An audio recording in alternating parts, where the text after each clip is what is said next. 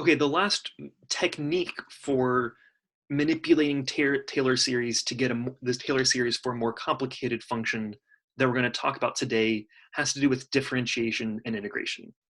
And there are sort of two sides to this coin. One of them is that we can use these techniques to find the Taylor series of some function that we're interested in. This is what we're going to start with here. The other side of the coin is sometimes the reason we're interested in the Taylor series in the first place is because these polynomials are easy to integrate.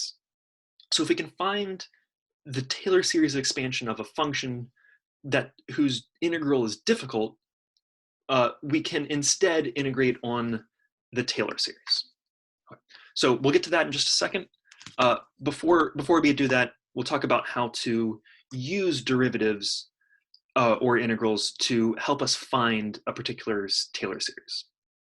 So one piece that I should have mentioned in the first video was that another building block that we have is this geometric series expression. 1 over, the Taylor expansion for 1 over 1 minus x is 1 plus x squared plus x cubed, etc.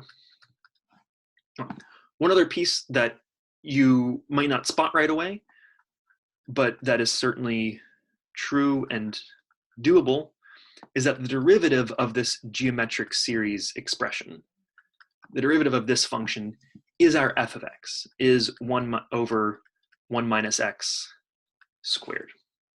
Right. So just like in the previous two videos, we're going to manipulate this Taylor series expression by doing the same thing to both sides. Before, we might do something like multiply by some expression or substitute something in. Now what we're doing is we're differentiating both sides.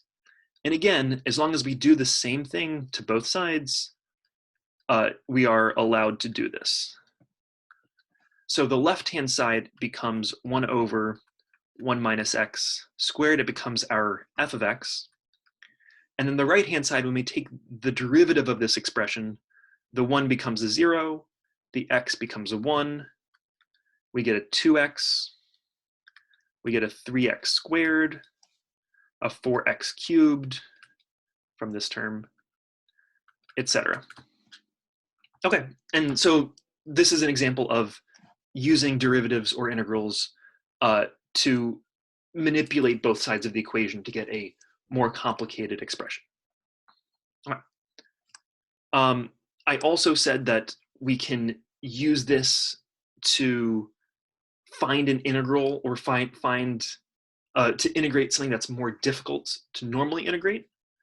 The question that I want you all to work on is I want you to find the Taylor series of the integral of sine of x over x dx.